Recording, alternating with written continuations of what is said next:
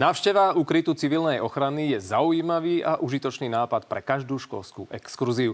Žiaci v Banskej Bystrici takúto možnosť majú. Starý zanedbaný priestor sa zmenil na prvé múzeum svojho druhu na Slovensku.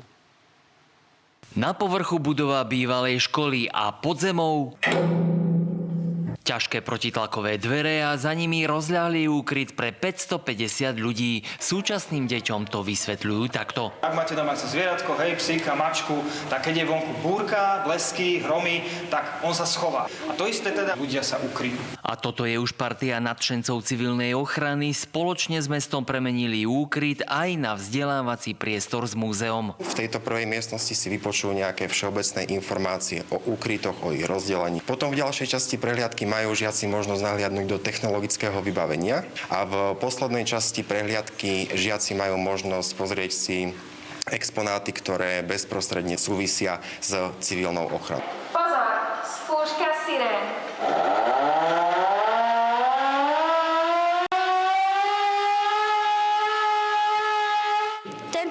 Úkryt slúži podľa mňa na to, aby ľudstvo sa ochránilo pred radioaktivitou alebo pred takým jadrovým výbuchom. Vieš, koľko dní môžeš v takomto úkryte vydržať? 3 až 4 dní. Mala by som si vziať jedlo, takú deku na prikrytie, pitie. Spoločenskú hru áno alebo nie? Áno. Toto je práve priestor na to, aby tu navnímali tú situáciu a naučili sa akým spôsobom v takomto prostredí fungovať. Niektoré kúsky v múzeu vyrobili krátko po druhej svetovej vojne. Dokopy sa tu nachádza asi 500 exponátov. Mali sme to v bytoch, v pivniciach, v garážach, ale sme radi, že sme sa to zbavili, ale že sme zároveň vytvorili toto krásne múzeum. Z Banskej Bystrice Ľubo Fronko, televízia Markíza.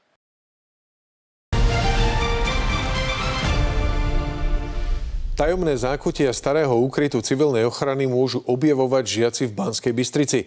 Pod bývalou školou na sídlisku Sásová z neho miestni nadšenci vytvorili vzdelávací priestor.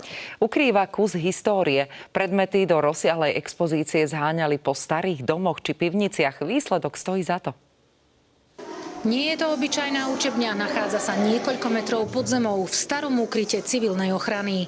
Tento unikátny vzdelávací priestor od začiatku školského roka využívajú žiaci banskobystrických základných a stredných škôl. Najviac sa mi páčilo, keď sme boli v prvej miestnosti, kde to vyzeralo ako v škole. Keď sa skúša siréna, že ako sa to robí, ako sa to napríklad krúti.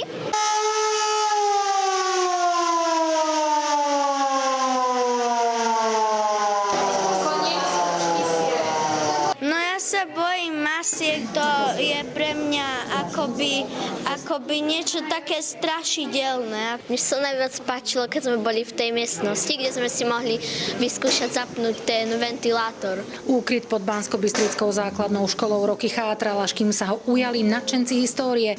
Množstvo exponátov zbierali mesiace po celom Slovensku. Cieľom nášho teda projektu alebo nášho záujmu bolo, aby sa táto dôležitá časť našej histórie ochrany a obrany našej vlastne nestratila do nejakého zabudnutia. V expozícii je pôvodné vybavenie aj zberateľské kúsky, napríklad vojenské filtre, špeciálne detské postielky či ručné sirény. Sú to exponáty, alebo teda exponáty, ktoré sa využívali niekedy a takisto tu máme aj materiál, ktorý sa využíva ešte aj dnes. Podzemná hodina s praktickými ukážkami môže deťom nahradiť učebnice. Ja verím, že do budúcnosti budeme tento priestor využívať iba ako edukačný a že ho nebudeme musieť využívať nikdy v reálnom živote. Z Banskej Bystrice Katarína Kováčiková, televízia Joj. Skupina nadšencov v spolupráci s mestom pretvorila jeden z najväčších banskobystrických úkrytov civilnej ochrany na vzdelávací priestor. Žiaci základných a stredných škôl sa tak dozvedia viac o tom, na čo slúžia. Vzdelávací priestor vznikol v úkryte pod bývalou základnou školou Magurská. Partia nadšencov ho musela celý opraviť a vypratať. Deťom chcú ukázať kus histórie, ako aj vyvrátiť mýty, ktoré o úkrytoch kolujú. Úkryty sú tajné, úkryty sa nachádzajú hlboko pod zemou, v úkrytoch sa dá prebývať mesiace, roky. Toto sú nepravdivé informácie. Čiže snažíme sa povedať tie pravdivé informácie, vlastne kvôli čomu sa úkryty stavali a na čo tie úkryty slúžia. Cieľom nášho teda projektu alebo nášho záujmu bolo, aby sa táto dôležitá dôležitá časť našej histórie ochrany a obrany našej vlastne nestratila do nejakého zabudnutia. V priestoroch úkrytu vznikla učebňa, ako aj expozícia predmetov civilnej ochrany. V tejto prvej miestnosti si vypočujú nejaké všeobecné informácie o úkrytoch. Potom v ďalšej časti prehliadky majú žiaci možnosť nahliadnúť do technologického vybavenia tohto úkrytu. A samozrejme môžu to vidieť zaujímavé prvky, ako je spojovacia technika, filtroventilačné zariadenia, dozimetrické prístroje. Toto si myslím, že nenahradí žiadna učebnica, je to naozaj priestor. Videla som, aby semka nechodil ten vzduch, kebyže dačo vybuchne, tak takú náhradu ako filtruáciu, alebo ako sa to volá. A ukazoval nám pán inšpektor taký motor. Mne sa najviac páčilo, keď sme boli v tej miestnosti, kde sme si mohli vyskúšať zapnúť ten ventilátor. Na území mesta Banská Bystrica sa dnes nachádza 20 úkrytov civilnej ochrany. 19 z nich, vrátane toho na Magurskej, je plne funkčných a pripravených chrániť obyvateľov mesta. Lukáš Stračina, Slovenská televízia.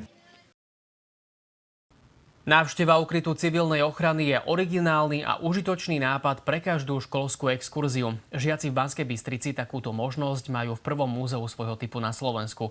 S kamerou sa tam vybral aj kolega Ľubo Fronko. Na začiatku sú ťažké protitlakové dvere. Vstupujete do priestoru pre 550 ľudí. Nachádza sa 5 metrov pod zemským povrchom. Telefónny signál, tu nečakajte, za to tu však uvidíte množstvo zvláštnych vecí, na ktoré si pamätajú skôr narodení. Starý úkryt civilnej ochrany pod základnou školou prerobila táto partia nadšencov. Spoločne s radnicou ho doplnili o múzeum s 500 originálnych exponátov. Na exkurzie sem budú chodiť deti zo základných a stredných škôl. Ak máte doma zvieratko, hej, psíka, mačku, tak keď je vonku búrka, blesky, hromy, tak on sa schová. A to isté teda, že ľudia sa ukryjú. V tejto prvej miestnosti si vypočujú nejaké všeobecné informácie o úkrytoch, o ich rozdelení. Potom v ďalšej časti prehliadky majú žiaci možnosť nahliadnúť do technologického vybavenia a v poslednej časti prehliadky žiaci majú možnosť pozrieť si exponáty, ktoré bezprostredne súvisia s civilnou ochranou. Pozor, spúšťa sirén. Pozor, spúšťa sirén.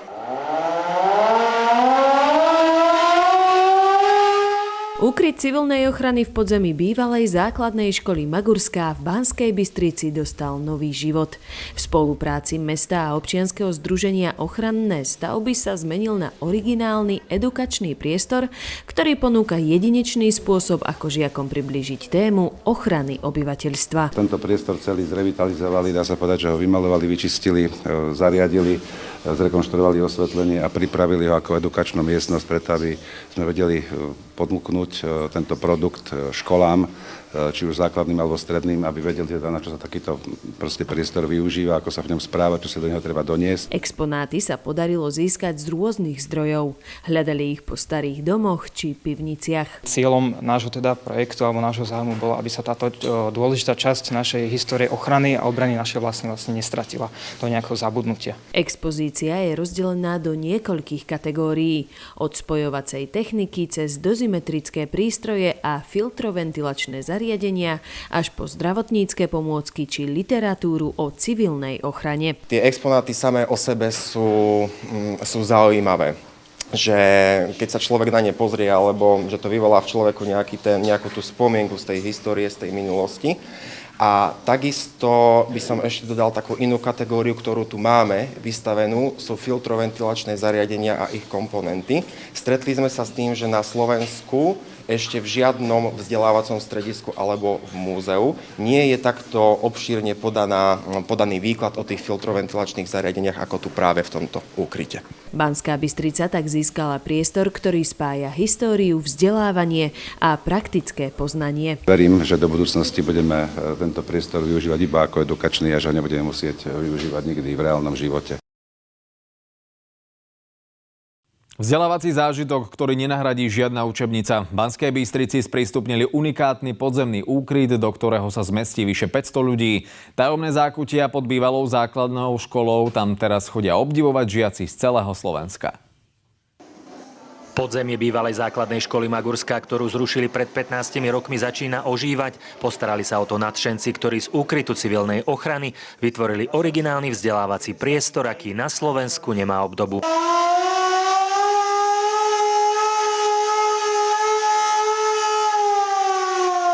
Žiaci základných aj stredných škôl sa v ňom učia o civilnej ochrane na konkrétnych príkladoch, v autentickom prostredí a so skutočnými pomôckami. Cieľom nášho projektu alebo nášho záujmu bolo, aby sa táto dôležitá časť našej histórie ochrany a obrany našej vlastne nestratila do nejakého zabudnutia. Nadšenci z občianskeho združenia po dohode s mestom vyčistili, vymaľovali a osvetlili opustené a zanedbané priestory. Zároveň tam vytvorili prednáškovú miestnosť pre asi 30 ľudí. Snažíme sa postupovať takým spôsobom voči tým deťom, že povedať tie pravdivé informácie vlastne kvôli čomu sa ukryty stavali a na čo tie ukryty slúžia. Mne sa najviac páčilo, keď sme boli v tej miestnosti, kde sme si mohli vyskúšať zapnúť ten ventilátor. Ako keď sa skúša siréna, že ako sa to robí. Ukazoval nám pán inšpektor taký motor. Renovácia krytu trvala asi rok a pol a exponáty získali rôzne, buď darom od rôznych subjektov, alebo ich zakúpili v aukciách, bazároch či zachránili z pivníc. Verím, že do budúcnosti budeme tento priestor využívať iba ako edukačný a že nebudeme musieť využívať nikdy v reálnom živote. Toto je úkryt určený pre obyvateľstvo. Je to veľkokapacitný, už novší úkryt. A takýto na Slovensku sa ešte nenachádza. Unikátny podzemný úkryt je zatiaľ určený iba pre školy, ktoré si v ňom plánujú vyučovanie zamerané na brannú výchovu. V budúcnosti ale nevylučujú aj sprístupnenie pre širšiu verejnosť. Martin Dušička, Teatry.